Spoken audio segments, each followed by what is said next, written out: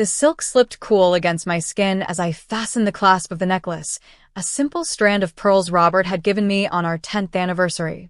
20 years ago.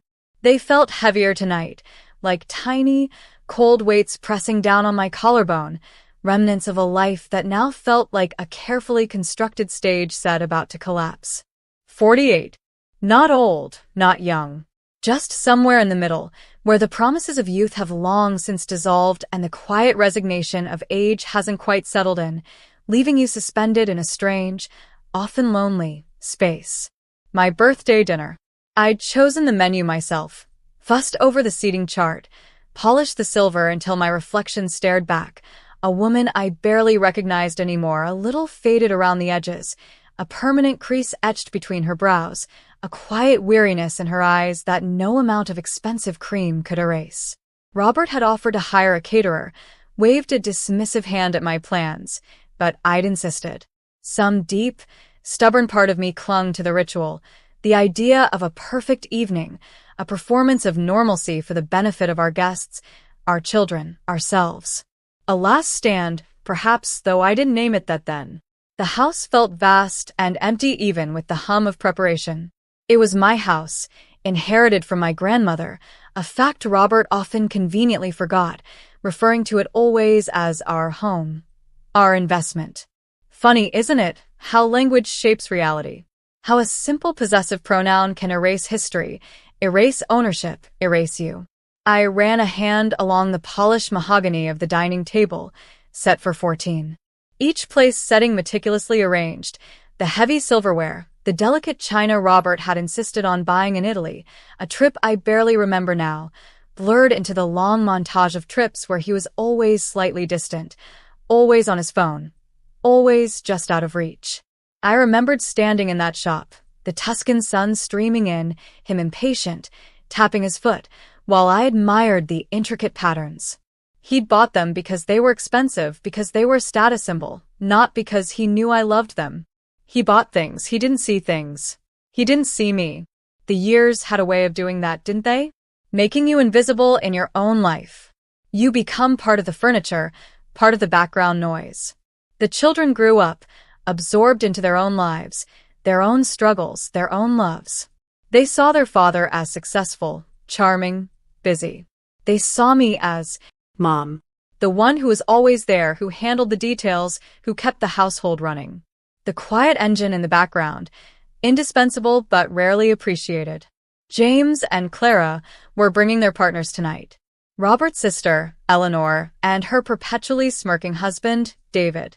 A few close friends who had weathered the decades alongside us, or perhaps just beside us, watching the slow drift like spectators at a play they couldn't quite follow. I took a deep breath, the scent of roasted rosemary and lemon filling my lungs. It was a good smell, a smell of home, of comfort, of everything I had tried to build and preserve within these walls. And yet, the air felt thin, brittle, ready to shatter. There was a tension in my shoulders that no amount of deep breathing could release. A premonition, perhaps. A whisper of what was to come, carried on the slight evening breeze filtering through the open window. The setting sun painted the sky in bruised purples and oranges, beautiful but melancholic. Like the end of something. I checked my appearance one last time in the hall mirror. The silk dress, the pearls, the carefully applied makeup. The smile I practiced felt stiff, artificial. It didn't reach my eyes. My eyes held the story, the long, unspooling narrative of quiet compromises, ignored hurts, the slow erosion of intimacy. Robert would arrive soon from the club. Always the club. Always late. Always with an excuse that sounded just plausible enough to avoid a direct confrontation, but thin enough to leave a residue of doubt, a metallic taste of deception on the tongue. I had learned not to ask too many questions. Learned to live with the spaces between us, the unsaid things that grew into impenetrable walls. Learned to fill my own life with the small, quiet pleasures he didn't notice or understand. Gardening, reading, long walks by the river where I could feel the ground solid beneath my feet and the vastness of the sky above, a comforting contrast to the claustrophobia of my own home. I heard his car pull into the driveway. The familiar rumble of the engine, the quick slam of the car door. He entered through the kitchen, his usual route, dropping his keys on the counter with a jangle. I straightened my shoulders, preparing the smile. Showtime. He appeared in the doorway, loosening his tie, his face already set in the practiced mask of geniality he wore for company. He looked good for his age, I had to admit. Well-preserved, well-fed, well-suited. The kind of man people described as having presence. He carried the aura of success, of being in control. If only they knew. "Ready for your big night?" he said, his voice a little too loud, a little too hearty. He didn't look at me directly, his eyes scanning the room, assessing the readiness of the stage. "Almost," I replied, my voice steady. He finally turned to me, his gaze sweeping over my dress, the pearls. "Nice," he said flatly. No warmth, no genuine admiration. Just an assessment. Like he was approving a purchase. It was then, in that moment of his casual, indifferent appraisal, that a switch flipped inside me. Something cold and clear and utterly resolute. The weariness lifted, replaced by a sharp, focused energy. The premonition solidified. The evening wouldn't go as planned. Not his plan, anyway. My plan was just beginning. The doorbell rang, a polite chime echoing through the house. The first guests. Robert straightened his tie, his smile widening, becoming more convincing. "Showtime," he repeated, but this time, the word felt like a challenge. A challenge I was finally ready to meet. I took one last look around the room, the setting sun now casting long shadows, the table gleaming under the soft glow of the chandeliers. It looked beautiful. It looked perfect. And it was all about to be irrevocably broken. The guests began to arrive in a polite flurry of congratulations and air kisses. James and his partner, Mark, were first, bringing a ridiculously expensive bottle of champagne I knew Robert would immediately claim credit for. Clara arrived shortly after with Liam, quieter and more observant than James. Eleanor and David swept in next, Eleanor's laughter a little too shrill, David's handshake a little too firm. The friends followed, the Hendersons, the Millers, the kind of people you accumulate over decades through proximity and shared social circles rather than deep connection. The air filled with the low murmur of conversation, the clinking of glasses, the carefully curated sounds of a successful gathering. Robert was in his element, circulating with effortless charm, a hand on a shoulder here, a booming laugh there, playing the role of the generous host to perfection. He looked happy. Genuinely, superficially happy. It was a performance he had perfected over the years, a skill honed through countless business meetings and social functions.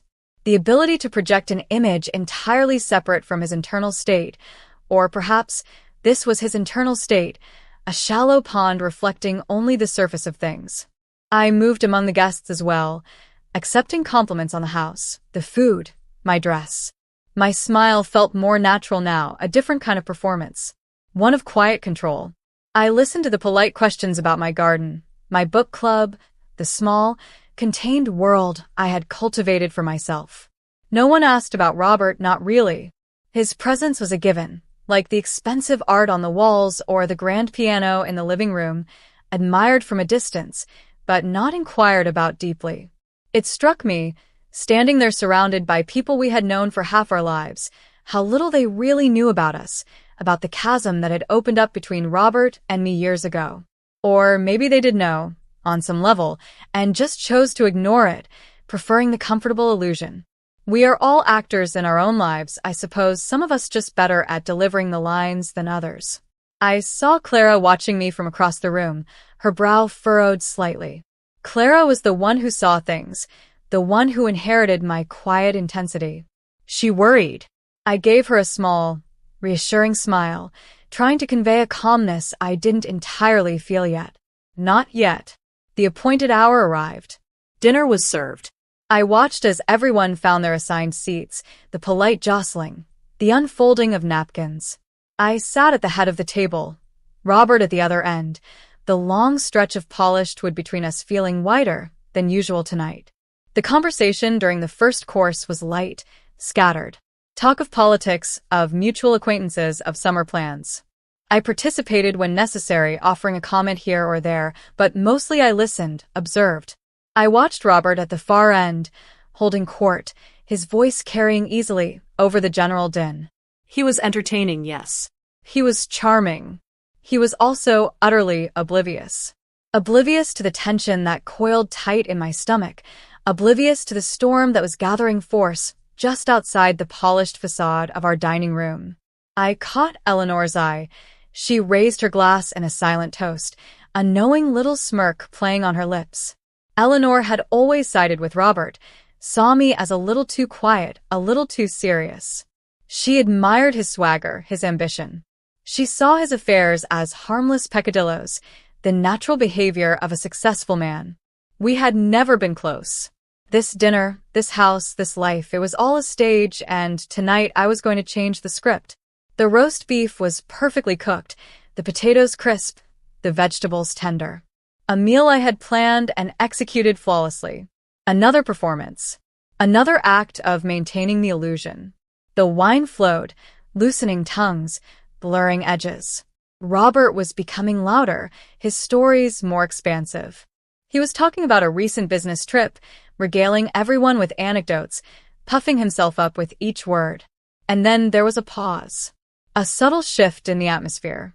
I saw Robert glance towards the entrance of the dining room, his expression changing just slightly. A hint of anticipation, perhaps? I followed his gaze, my heart giving a strange, cold lurch. The double doors opened, and she walked in. She was everything I wasn't. Younger, of course. Strikingly so.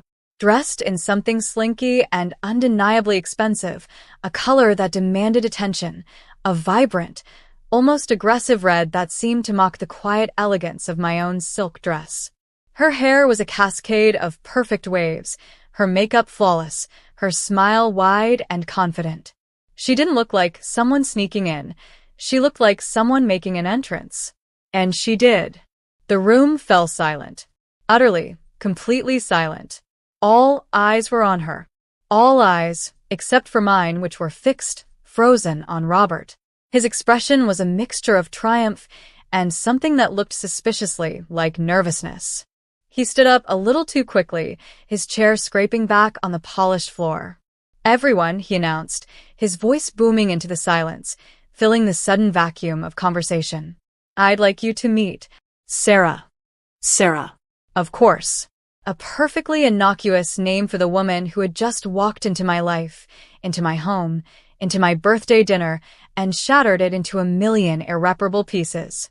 She glided towards the table, her walk practiced, poised. She didn't look apologetic or uncomfortable. She looked like she belonged, like this was her rightful place. Robert went to meet her, taking her hand, his grip proprietary, possessive. He brought her towards the head of the table, towards me. My children were staring, their faces a mixture of shock and confusion. James looked pale, Mark beside him wide-eyed. Clara's eyes narrowed, a flicker of anger in their depths. Eleanor, across the table, didn't look shocked at all. She looked knowing. A small, satisfied smile touched her lips. The friends looked uncomfortable, casting quick, furtive glances at each other, then away. No one spoke. The silence stretched, thick and heavy with unspoken questions, accusations, betrayals. Sarah reached the table, standing beside Robert. He gestured towards an empty chair, one that had been strategically placed, I now realized, slightly apart from the others, a solo seat at the edge of the tableau. He hadn't just brought her. He had planned for her to sit at the table. At my birthday dinner table. My mind raced, trying to process the audacity, the sheer, unadulterated cruelty of the act. It wasn't just a mistress. It was a public declaration. A humiliation. A blatant disregard for me, for our life, for the years we had built together. The politeness of the evening evaporated, leaving behind a raw, exposed nerve. I felt a hot flush rise in my cheeks, quickly followed by a terrifying coldness that spread through my limbs. It wasn't just shock anymore. It was a profound, bone-deep understanding of the contempt Robert held for me. To do this, to bring her here, tonight. It wasn't just an affair, it was an assault. Sarah smiled, a bright, dazzling smile that didn't quite reach her eyes. She met my gaze for a fleeting second, and in that instant, I saw not defiance, but something else. Pity? Cruelty? Or perhaps just a reflection of my own horror. Robert cleared his throat. Sarah will be joining us for dinner, he announced, as if this were the most natural thing in the world. As if bringing his mistress to his wife's birthday dinner was a perfectly acceptable social custom. As if I were expected to welcome her, to make polite conversation, to pretend this wasn't happening. He looked at me then, finally, directly. His eyes held a challenge. A dare. What would I do? How would I react? Would I maintain the facade? Would I crumble? The air crackled with unspoken tension. The guests shifted uncomfortably in their seats. The food on the table, so lovingly prepared, seemed to mock me. A feast for a celebration that was now irrevocably tainted. My hand rested on the edge of the table, my fingers gripping the linen tablecloth. I felt the smooth wood beneath, the reality of the house, my house, grounding me. In that frozen moment, with his mistress standing beside him at the head of my table, on my birthday, something inside me shifted irreversibly. The quiet wife, the accommodating partner, the woman who had swallowed down years of disappointment and neglect, she disappeared. And someone else, someone colder, harder, and immeasurably stronger, began to emerge. The silence was deafening. Robert was still standing, waiting for me to respond, waiting for me to perform the expected role of the humiliated wife. But I didn't. Not in the way he anticipated. I looked at Sarah, then at Robert, a strange calm settling over me. The shock was wearing off, replaced by a chilling clarity. This was it. The line in the sand. The point of no return. He had brought the war to my doorstep, and I was ready to fight back. The silence stretched, thick and suffocating. Robert stood there, an expectant look on his face, daring me to react. Sarah offered a small, polite smile that didn't reach her eyes. The guests looked anywhere but at me, their discomfort palpable. My children, James and Clara, were the only ones whose gazes held mine, James with a look of horrified disbelief, Clara with a fierce, protective anger building in her own eyes. I felt their pain, their embarrassment, and it added another layer to my own simmering rage. But the rage wasn't hot and chaotic. It was cold and controlled. It was a blade being sharpened in the quiet corners of my mind. I looked at the place setting Robert had clearly intended for Sarah. An extra chair pulled up, slightly mismatched, a last-minute addition that screamed disrespect. He hadn't even had the decency to arrange it properly. He had treated her presence here as a fait accompli, something I would simply have to accept. Because I was the wife. The one who always smoothed things over, always maintained appearances, always absorbed the shocks. Not anymore. My internal monologue was a torrent, but on the surface, I remained still. I saw the years flash before my eyes, the compromises, the sacrifices, the endless stream of small indignities that had led to this moment. The late nights he worked or claimed to, the forgotten anniversaries, the dismissive tone, the subtle undermining of my worth. This wasn't a sudden act of madness. It was the culmination of a long, slow decline, a relationship eroding from the inside out until only a hollow shell remained. And tonight, he had brought the evidence of that hollowness, dressed in red and sitting at my table. I thought of the house, the very walls that surrounded us. My grandmother's house. The place I had grown up, the place I had brought my children home to. It held the weight of generations of memories, of a stability Robert had never truly appreciated. He saw it as property, as an asset. I saw it as home, as sanctuary. And he had defiled that sanctuary tonight, not just with his mistress, but with his blatant disregard for everything it represented to me. Sarah settled into the makeshift seat, crossing her legs, looking around with an air of casual interest, as if she were at a restaurant, not the scene of a marital execution.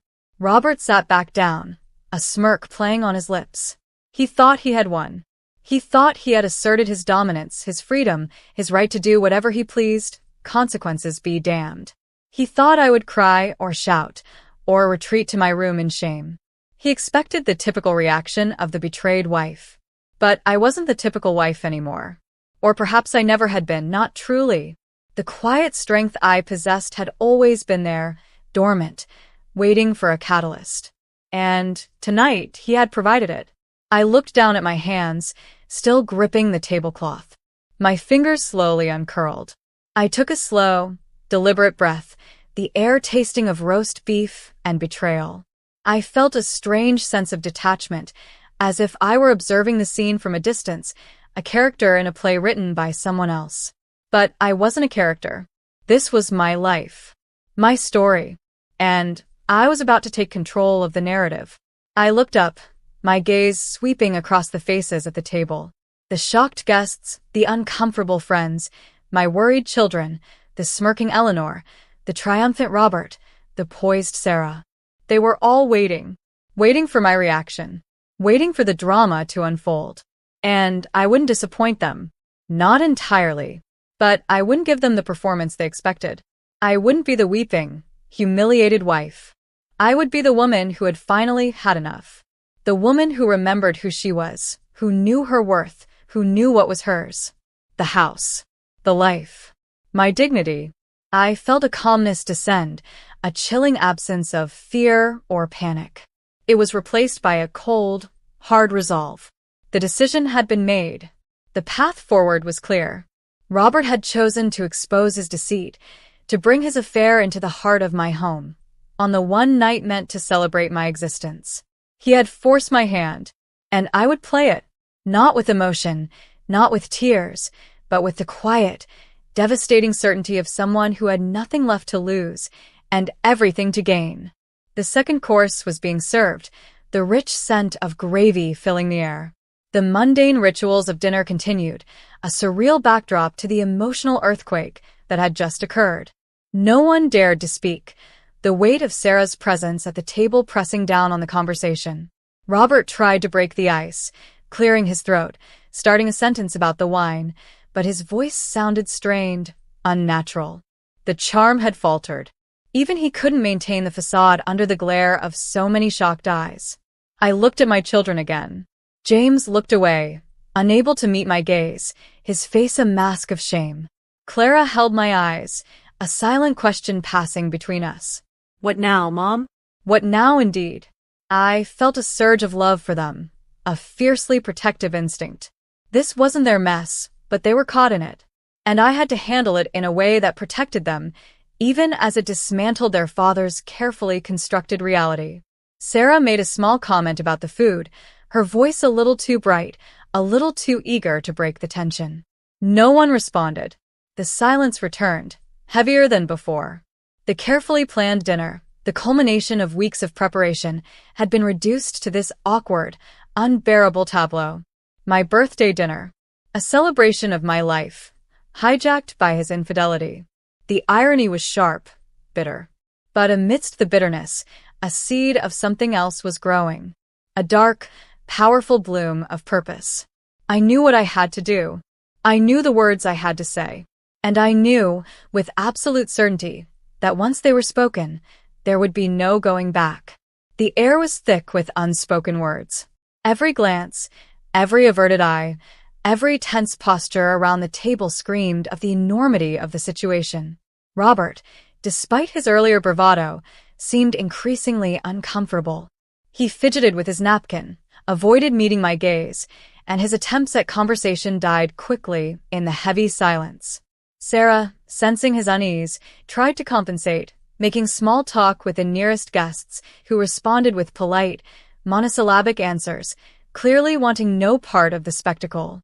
I watched them, a strange sense of calm washing over me.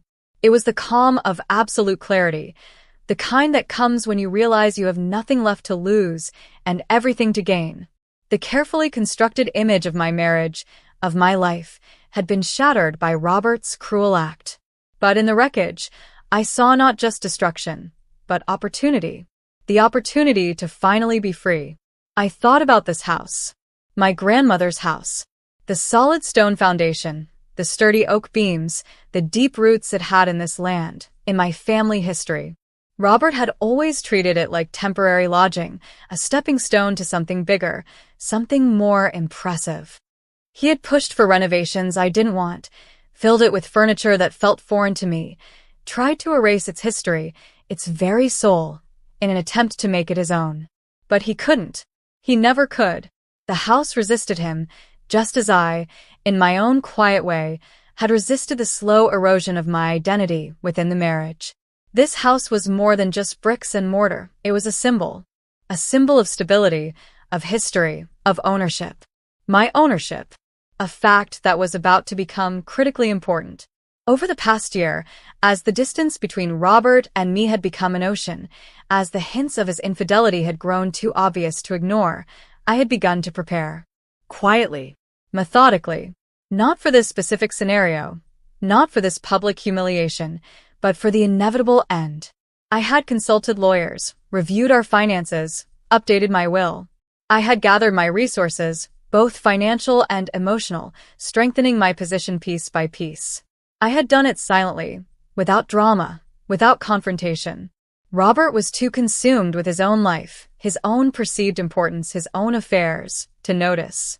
He saw my quietness as resignation, my lack of direct accusation as ignorance or weakness. He underestimated me. That was his biggest mistake. He thought I was the kind of woman who would wither and fade, who would accept her fate with tearful grace. He didn't realize that beneath the quiet surface lay a core of steel, forged over years of silent endurance. I looked at Sarah again. She was laughing now at something Robert said, a forced, brittle sound. She looked young and vibrant and completely out of place in the quiet dignity of my dining room. She was a temporary distraction for him, another shiny object he would eventually discard. But she was also the instrument of my liberation. By bringing her here, he had given me the leverage, the undeniable cause I needed.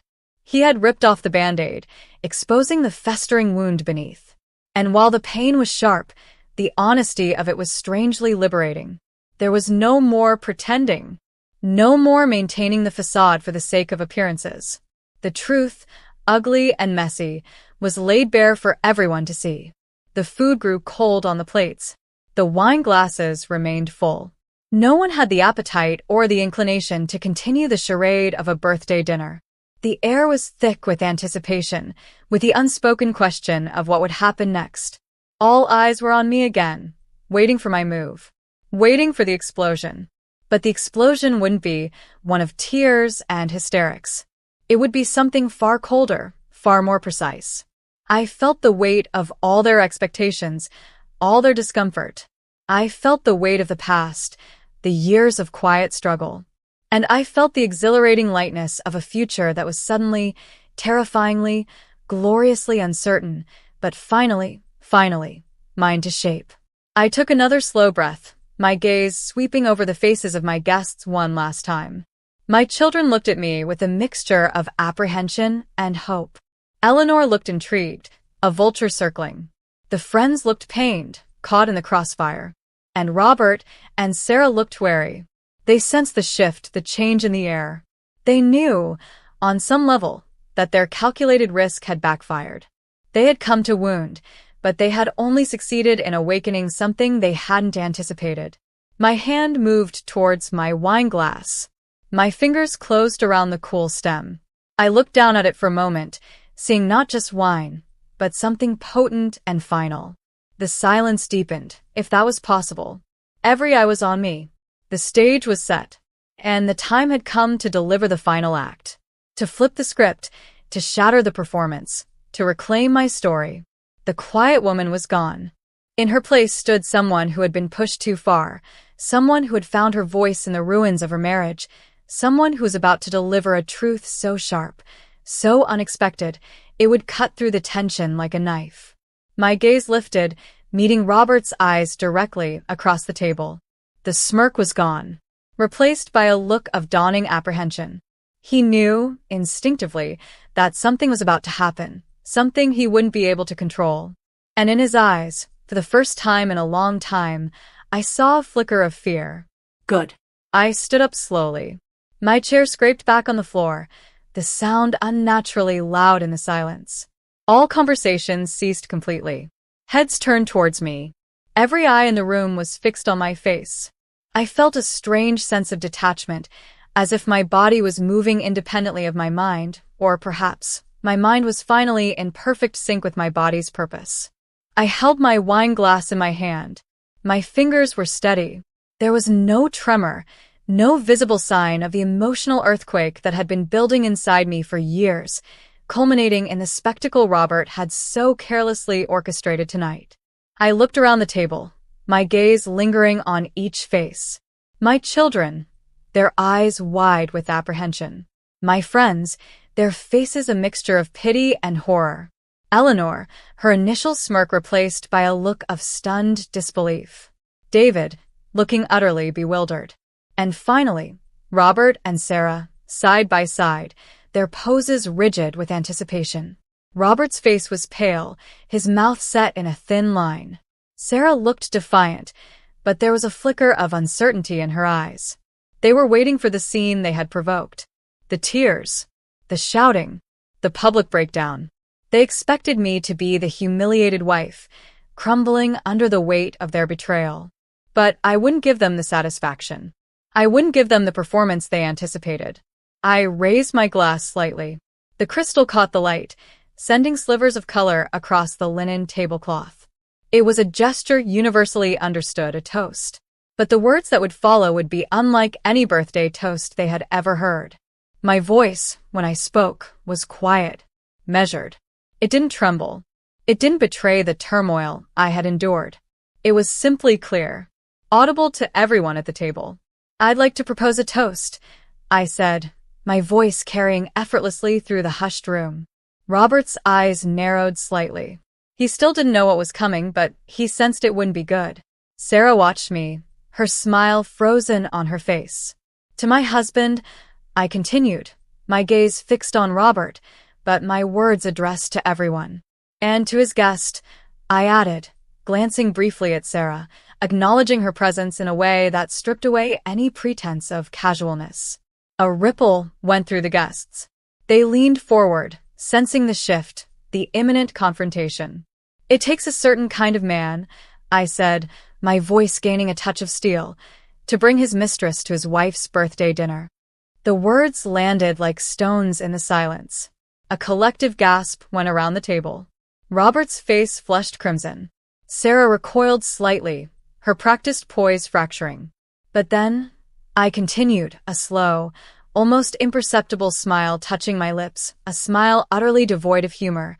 Robert has always specialized in a certain kind of audacity, a certain kind of disregard.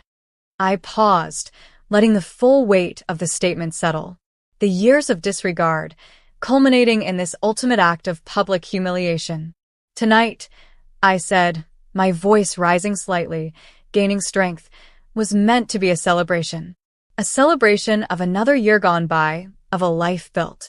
A life I built, largely within these walls." I gestured around the dining room, the solid presence of the house a silent witness. "These walls," I repeated, my gaze sweeping across the faces of the guests that have stood for generations. "These walls that belong to me." Robert's eyes widened in alarm. He finally understood. He hadn't just brought his mistress to my dinner. He had done it in my house. The house that was legally, unequivocally, mine.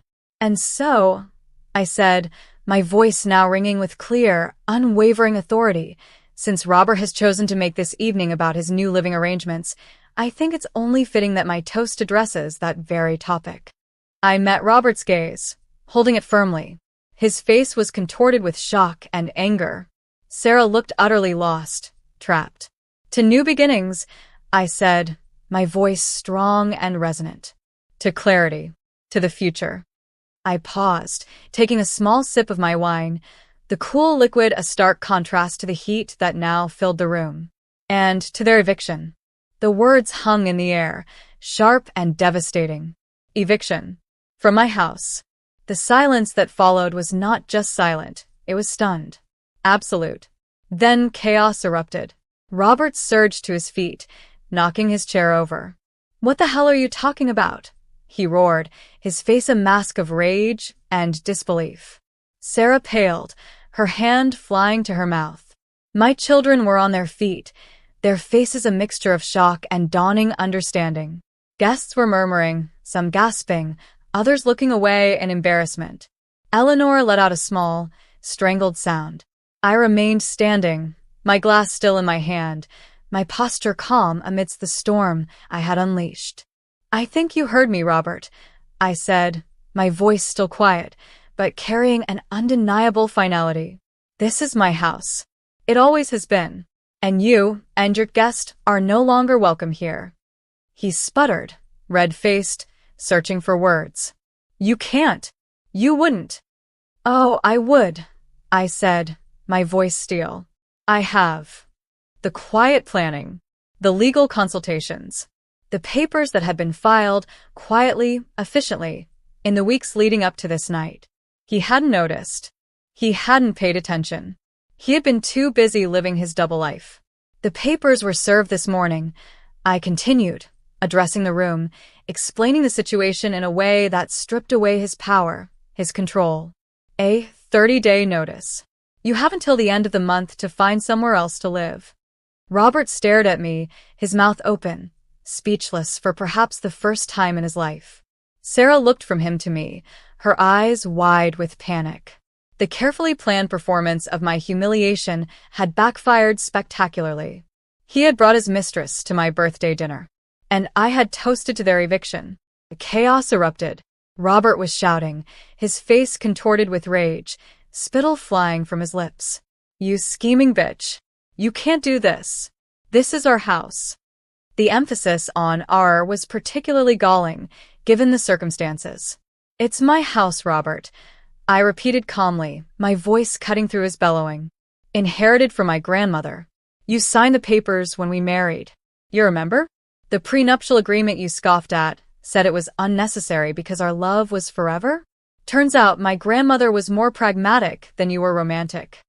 The jab landed. His face darkened further. Sarah finally found her voice, thin and reedy. "Robert, what is she talking about?" He ignored her, his furious gaze fixed on me. "You planned this. All this time, you were planning this." "You gave me plenty of time to plan," I said, a cold satisfaction filling me. "Years, in fact. Years of your lies, your dismissals, your affairs. This," I gestured around the room, "is simply the culmination. You brought the evidence to my doorstep, Robert. What did you expect me to do? Applaud?" My children stepped forward, positioning themselves slightly between me and their father. James, usually reserved, looked furious. "Dad, how could you?" Clara's eyes were blazing, mirroring the anger I felt but didn't show. "Get out, Dad. Just get out." The guests were scrambling, murmuring apologies, grabbing coats, making hasty retreats. The elegant birthday dinner had devolved into a public brawl, the kind of scene whispered about for years afterwards. Eleanor, surprisingly, remained rooted to the spot, a strange mix of shock and grudging admiration on her face. David was pulling at her arm, urging her to leave. Robert rounded on our children. "You're taking her side? After everything I've done for you?" "You didn't do this for us, Dad," Clara said, her voice trembling slightly but firm. "You did this to Mom. To us. In our home." The use of "our house" by Clara, aligning with my claim, felt like a small, significant victory. Robert seemed to deflate slightly at their united front, the public image of the successful patriarch crumbling before their eyes. He turned back to me, his voice dropping slightly, a dangerous edge replacing the bluster. "You think you've won? You think kicking me out changes anything?"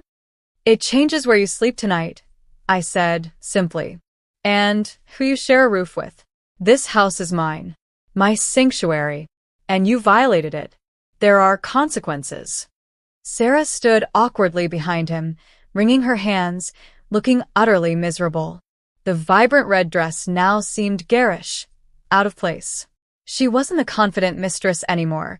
She was just a woman caught in the fallout of a messy, middle-aged man's life. "You can't just evict me," Robert sputtered. "We're married. For now," I corrected him calmly. The divorce papers will be filed tomorrow. And yes, I can evict you. Legally. Because you have no ownership claim to this property. You gambled, Robert. You gambled everything on the assumption that I would be the quiet, accommodating wife forever. You lost.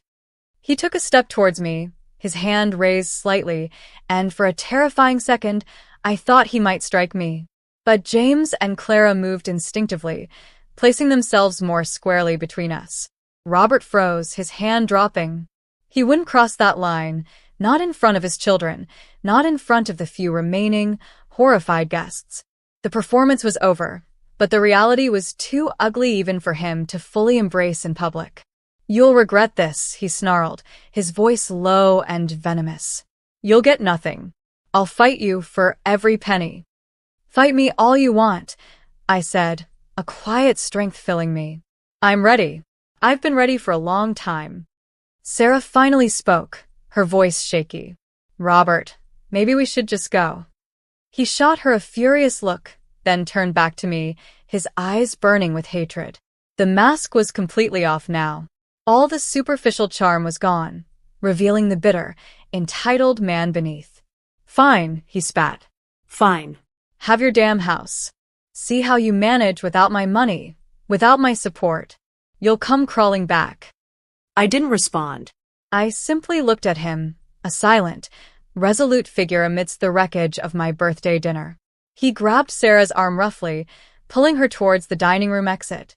Let's go, he muttered, his voice hoarse with fury. They walked past the few remaining guests, past Eleanor and David, who stared after them in stunned silence. Robert didn't look back. Sarah cast a quick, shamefaced glance in my direction before disappearing through the doors. The room was left in disarray. Overturned chair, discarded napkins, cold food on the table. The elegant setting I had so carefully created was a scene of destruction. But amidst the mess, there was a strange sense of stillness, of quiet. The storm had passed, leaving behind an eerie calm. My children rushed to my side, hugging me tightly. Mom, are you okay? James asked, his voice filled with concern. That was wow. I'm okay, I said, returning their embrace. My voice was steady, though I could feel the adrenaline draining away, leaving me trembling slightly. Clara pulled back, looking at me with a mixture of awe and worry. You were amazing, Mom. I had no idea. Neither did I admitted, a small, tired smile touching my lips. Not until tonight. The few remaining guests hesitantly approached, offering quiet words of support or simply shaking their heads in disbelief before leaving. Eleanor and David lingered. Eleanor approached me slowly, her usual smugness gone, replaced by a look I couldn't quite decipher. Well, she said, her voice softer than I had ever heard it. I certainly didn't see that coming. Neither did Robert, I replied. She gave a small, reluctant nod. No. I suppose he didn't. My brother is an idiot. It was the closest she had ever come to acknowledging his flaws, or perhaps my strength. They left soon after, leaving me alone with my children in the silent, damaged dining room. The house felt different now, lighter somehow. The air cleansed by the confrontation. The power dynamic had shifted irrevocably. Robert was gone. The mistress was gone.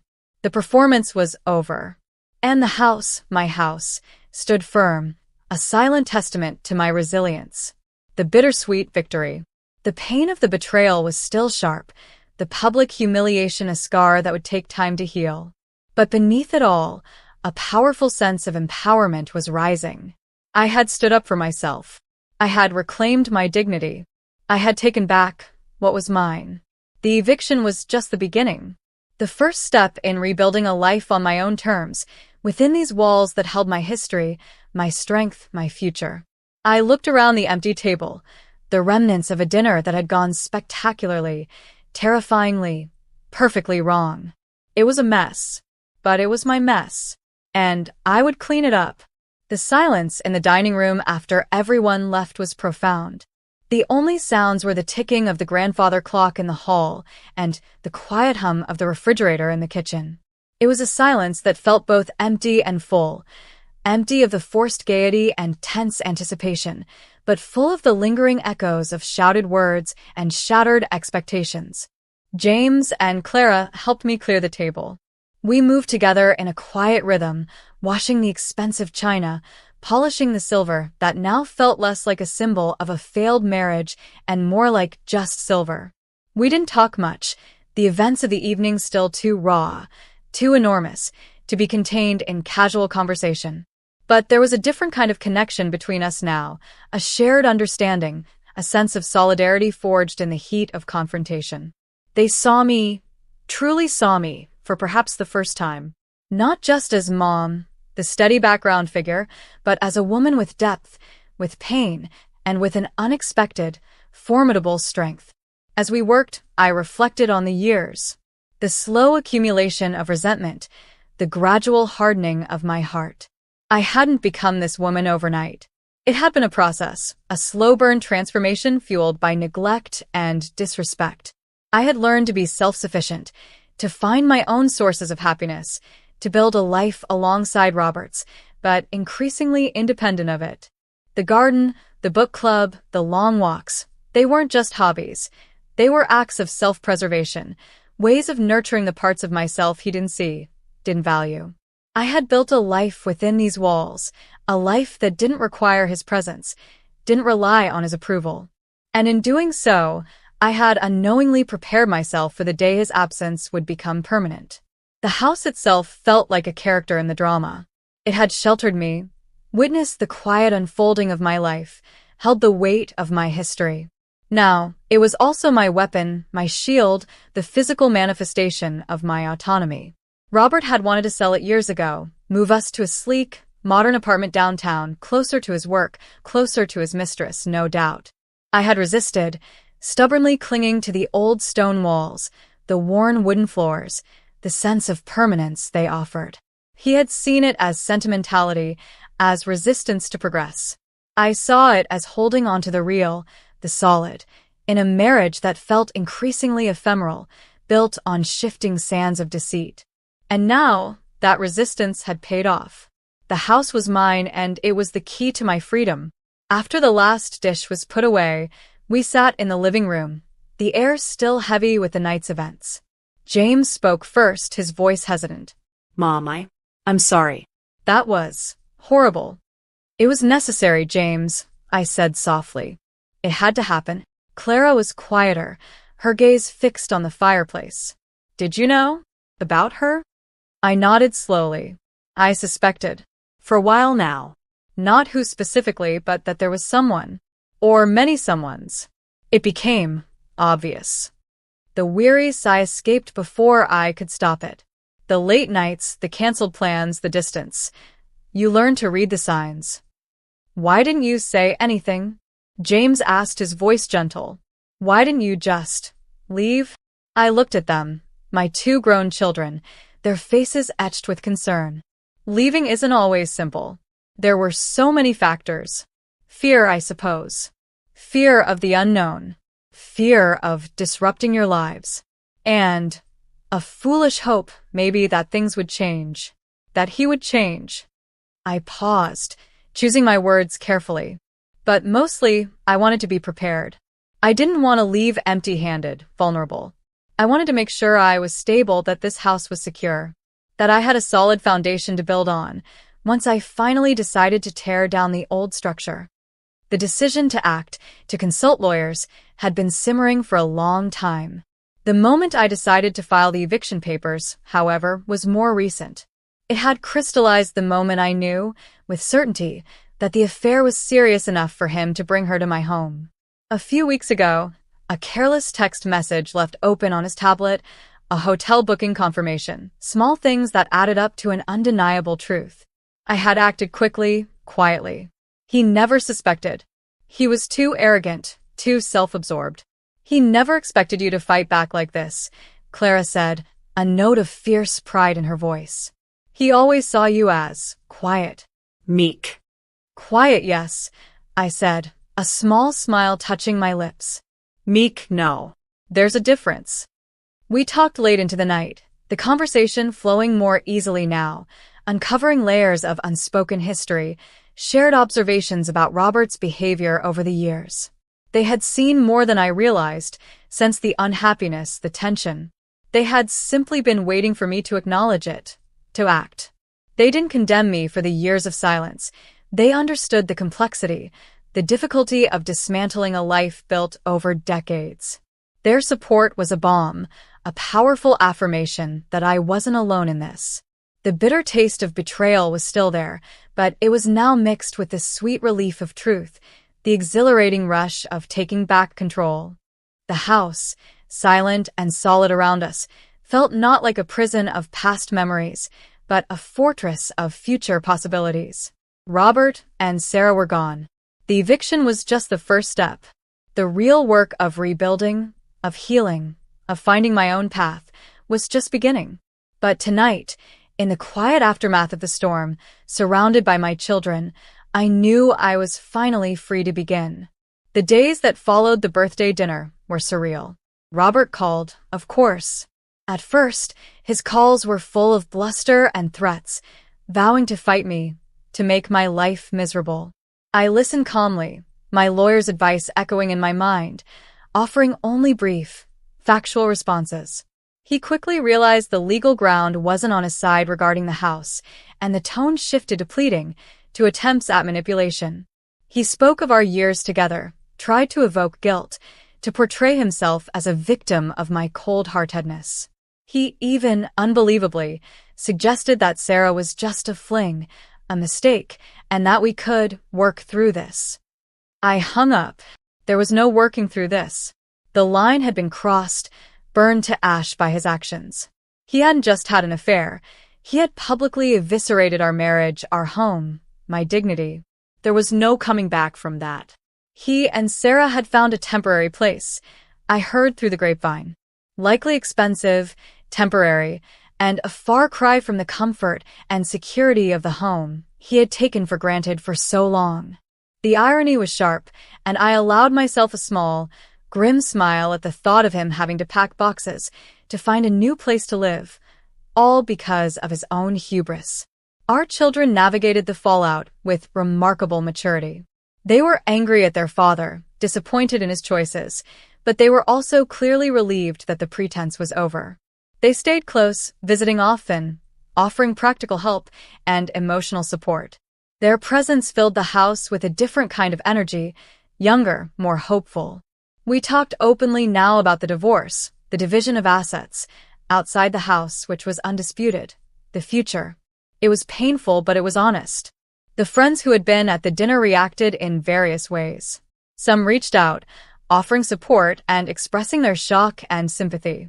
Others quietly distanced themselves, uncomfortable with the drama, perhaps loyal to Robert or simply preferring not to take sides in a messy marital dispute. Eleanor surprised me again. She called, not with judgment, but with a kind of grudging respect. "You handled that," she said, a pause. "Masterfully. Robert deserved it. He's been taking you for granted for years." It was an unexpected validation, a small crack in the wall of family loyalty that had always separated us. It wasn't a foundation for a new relationship, but it was a sign that even his own sister saw his actions for what they were. The house settled into a new rhythm. Without Robert's booming voice, his restless energy, his constant presence that always felt like a subtle form of occupation, the space felt larger, quieter, truly mine.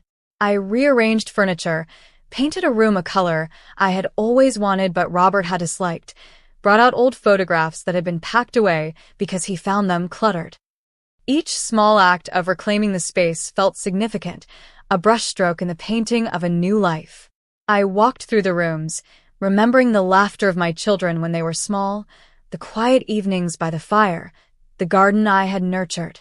These walls held not just the pain of the last years of my marriage, but also the deep, enduring roots of my life, my family's history.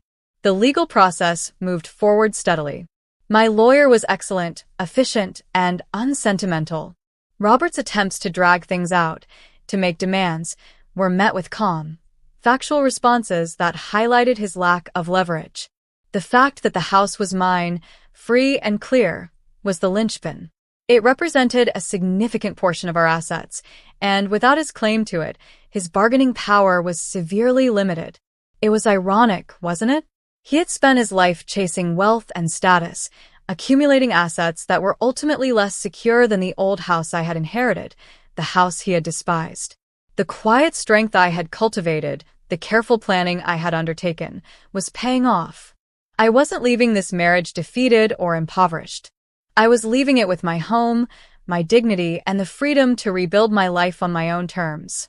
The eviction date loomed. It wasn't something I relished, the thought of him having to leave, but it was a necessary step. A physical manifestation of the boundary I had drawn, the line he had crossed. It was the final act in reclaiming my space, my peace. Sarah's name came up occasionally, usually through stray comments from Robert or the children. Their relationship seemed tenuous, built on shaky ground. He had used her to hurt me, and now she was caught in the crossfire, the embodiment of his reckless disregard. I felt no malice towards her, only a weary pity. She was another casualty of his inability to see beyond his own desires. One evening, sitting alone in the quiet living room, I looked at the grandfather clock. Its steady ticking was a comforting sound, a reminder of the passage of time, of continuity. My grandmother had owned this clock. It had witnessed generations of life within these walls. It would witness the next chapter of mine. The bitterness of the betrayal was still a part of my story, but it no longer defined me. It was a chapter, a dark one, but not the whole book. The empowerment I felt wasn't a loud, triumphant roar, but a quiet, steady hum beneath the surface. A knowing that I had survived, that I was stronger than I thought, that I had the resilience to face whatever came next. The house, silent and solid around me, was not just a home. It was a symbol of that resilience, a testament to the quiet strength of a woman who had finally had enough. The eviction was merely the physical removal of a problem. The real freedom had already begun, the moment I raised that glass and spoke those words. The weeks passed, each day bringing me closer to the final, physical separation. The lawyers handled the details, the exchanges of paperwork, the division of finances. Robert's initial bluster had faded into a sullen resentment. He communicated only through his lawyer, the strained attempts at manipulation replaced by terse demands and veiled threats that held little power over me anymore. He seemed to shrink in my estimation with every interaction, the grand figure he had projected for so long dissolving into a petty, defeated man. The house remained my sanctuary. I spent hours in the garden, digging my hands into the earth, finding solace in the simple, grounding rhythm of nature. The flowers didn't care about betrayal or divorce papers. They just bloomed, quiet and beautiful, following their own ancient patterns. I invited friends over, the ones who had stuck by me, and we sat in the garden drinking tea, talking about everything and nothing. It felt good to laugh, to share space with people who saw me for who I was, not just as part of a couple, or as a woman defined by her marital status. My children continued to be a source of strength and comfort. They helped me sort through things, pack away items that held too many memories of Robert, clear out spaces that felt weighed down by his presence. We found old photo albums, filled with pictures from happier times, our wedding, the children's births, family vacations. We looked at them together, acknowledging the joy that had been there, but also the slow fade, the subtle signs of the cracks that had eventually shattered everything. It was a process of acknowledging the past without being consumed by it, a bittersweet archaeology of a life lived. The day of eviction arrived quietly. There was no drama, no confrontation. My lawyer had arranged everything. Robert's belongings were packed by a moving company he had hired and taken to his new, temporary address. I wasn't present when they came. I spent the day at the botanical gardens, surrounded by beauty and the quiet hum of nature, giving myself space and peace. When I returned in the evening, the house was silent. Utterly silent. There was no sign that he had ever been there, save for the faint scent of his cologne lingering in his former study and the empty space in the garage where his car used to sit. It was a strange feeling, walking through the rooms that had been shared for so long, now feeling entirely, undeniably, solely mine. There was no sense of triumph, not a loud, celebratory victory. It was quieter than that. A deep, internal stillness, a sense of spaciousness, of possibility. The house felt lighter, freer, as if it too had been holding its breath for years and could finally exhale. I walked into the dining room, the scene of the toast. It looked just as it had before the dinner, before the chaos. The table was bare, polished, reflecting the soft light from the chandelier. It was just a room again. A beautiful room in my beautiful house. The emotional weight it had carried that night was gone, replaced by the quiet dignity of its own history. I sat down at the head of the table, the chair that had felt so fraught with tension. It was just a chair. In my house. I wasn't the betrayed wife sitting there anymore. I was just me, a woman in her own home, finally at peace. There was still pain, of course. Betrayal leaves scars, and healing takes time. There were moments of sadness, of loneliness, of questioning the past and the choices I had made. But they were moments, not a constant state of being. And they were tempered by the overwhelming sense of liberation, of empowerment. I had faced the worst, the deepest betrayal, the most public humiliation, and I had not only survived, I had emerged stronger. I hadn't just reacted. I had acted strategically, powerfully. I had taken back control of my life, my home, my narrative. The bittersweetness remained. The end of a long marriage, even a flawed one, was a loss. The family structure had been irrevocably altered. But the sweetness of reclaiming myself, of standing firm on my own ground, was the dominant flavor now. It was the taste of freedom, hard-won and deeply satisfying. The house was no longer just a symbol of my past. It was the foundation for my future. A future I would build, brick by brick, memory by memory, on my own terms. The quiet woman they had underestimated was gone. In her place was someone who knew her own mind, her own strength, her own worth. And that, more than any eviction or legal victory, was the true triumph. The pearls around my neck felt lighter now. Not cold weights, but just pearls. A simple strand, a reminder of a past that was over, but also a part of the story that had led me here, to this quiet, strong moment in my own home. The quiet settled over the house like a soft blanket. It was a deep, resonant quiet, not empty, but full of possibility. Robert was gone. The constant hum of his presence, his demands, his subtle criticisms, was gone. The air felt cleaner, lighter. I walked through the rooms, my rooms now, without the invisible weight of his judgment or expectations. I opened windows I hadn't dared to open for fear of letting in dust or pollen he might object to. I let the sunlight stream in, illuminating corners that had felt dim and shadowed for years. The house felt like it was breathing for the first time in a long time. My garden became my therapy. I spent hours among the flowers and vegetables, feeling the dirt beneath my fingernails, the warmth of the sun on my back. It was a simple, honest kind of work, a direct contrast to the complexities and deceits of the life I had just dismantled. I was nurturing growth, creating beauty, a tangible process of building something new. It mirrored the internal work I was doing, the slow, patient process of healing and rebuilding myself. Friends continued to visit, their presence a welcome connection to the outside world. We talked about everything, my plans for the future, their own lives, the small, everyday things that make up the fabric of existence. There was no more need for pretense, for carefully curated conversations. The truth of my situation was out in the open, and that transparency felt like another layer of liberation. My children remained close, their support a constant comfort. They were finding their own way through the aftermath, processing their father's betrayal and the dramatic dissolution of our family as they had known it. But they were resilient, and our shared experience had brought us closer. We were a different kind of family now, redefined by honesty and shared strength. The legal divorce proceeded relatively smoothly after the initial shock wore off. Robert, having lost the battle for the house, had less incentive to fight over the remaining assets. He seemed eager to move on, to put the messy reality of his actions behind him, to disappear back into the life he had clearly preferred.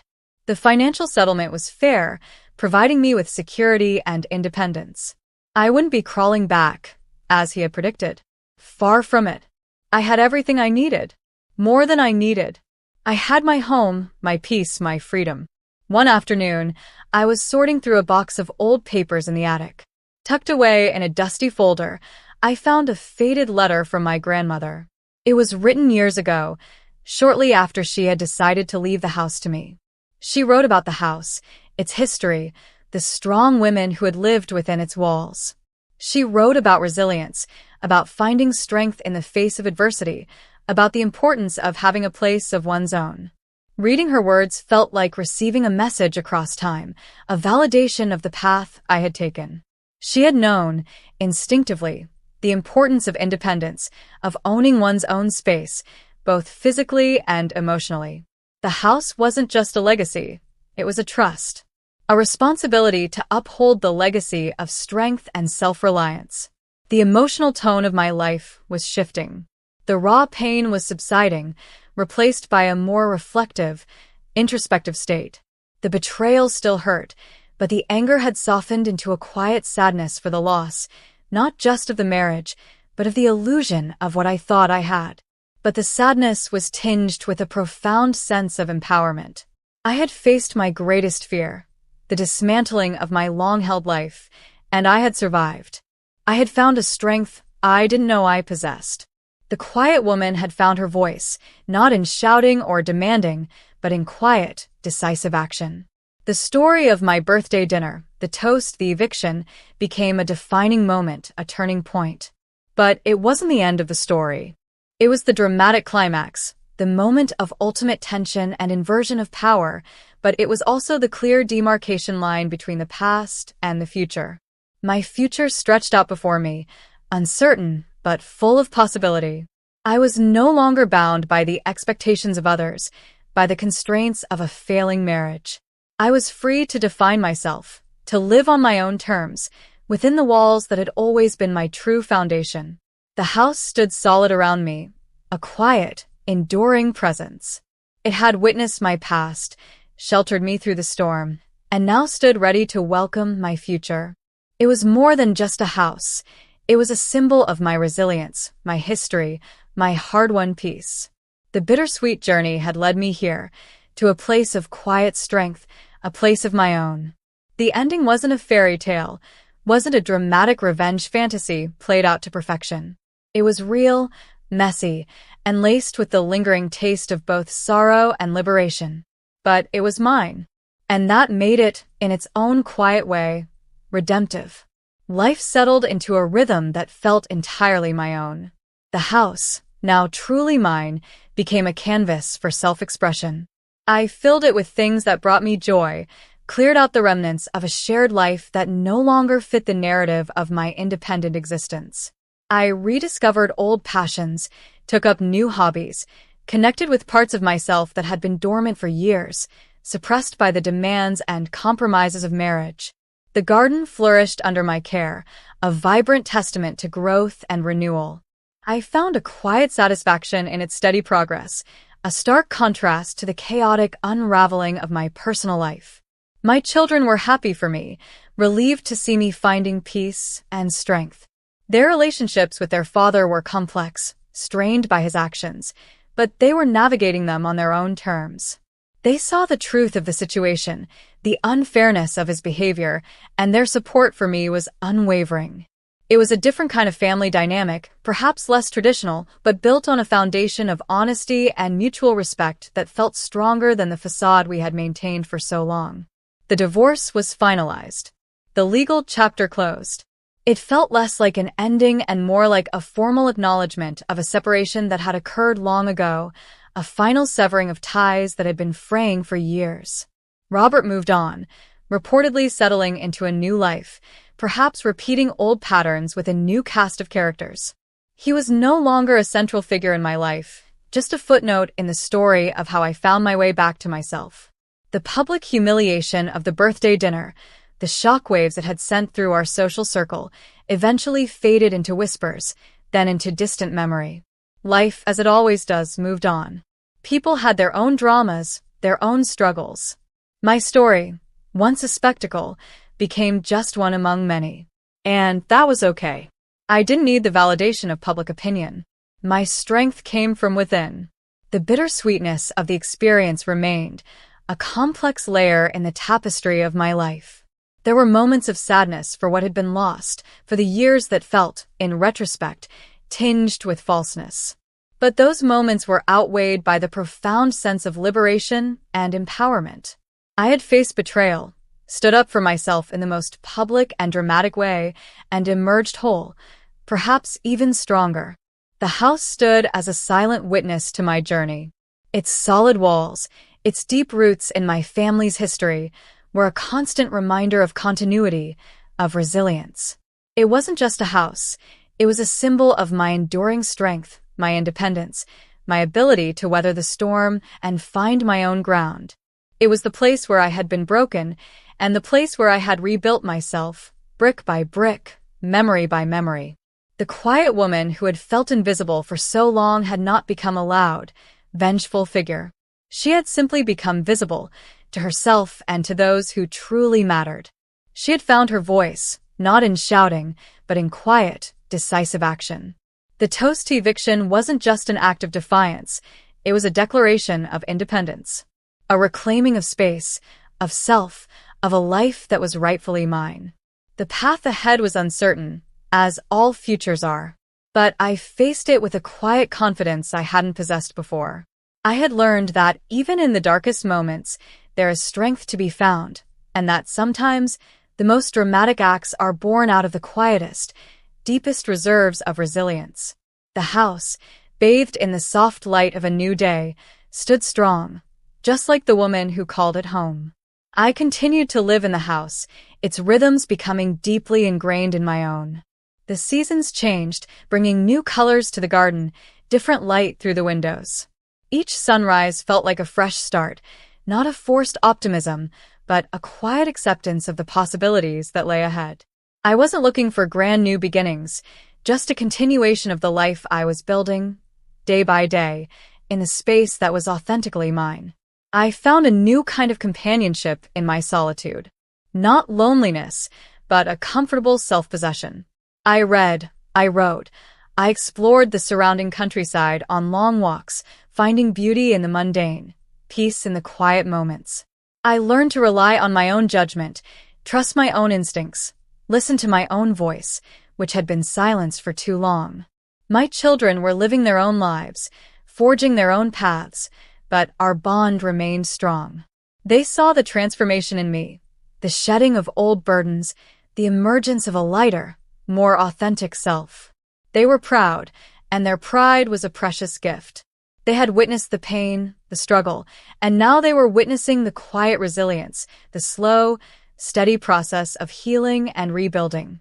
The house hosted gatherings again, not formal, tense dinners, but casual get-togethers with friends, Sunday lunches with my children, quiet evenings filled with laughter and easy conversation.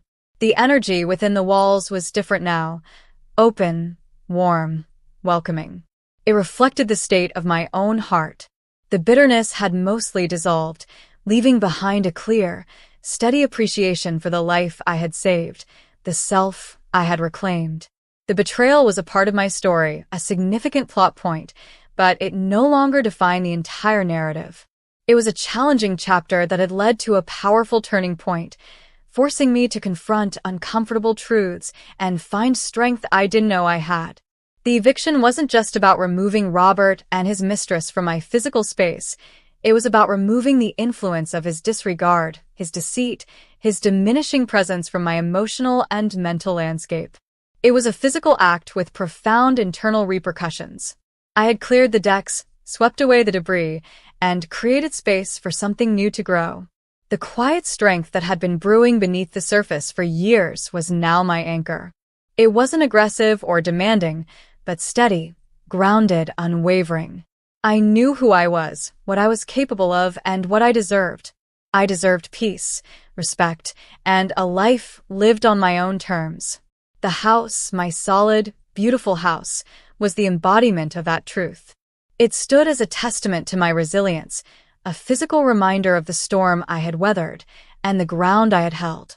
The journey from the woman planning a birthday dinner with a knot of unspoken misery in her stomach to the woman sitting peacefully in her own living room, alone but not lonely, was a long one, marked by pain and struggle, but ultimately by triumph.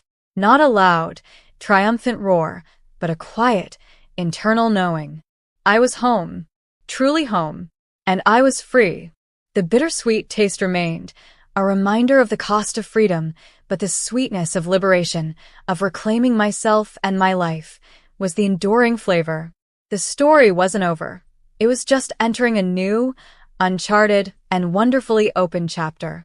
A chapter one was finally ready to write, with a steady hand and a clear heart, within the walls of the house that was fundamentally, unequivocally mine.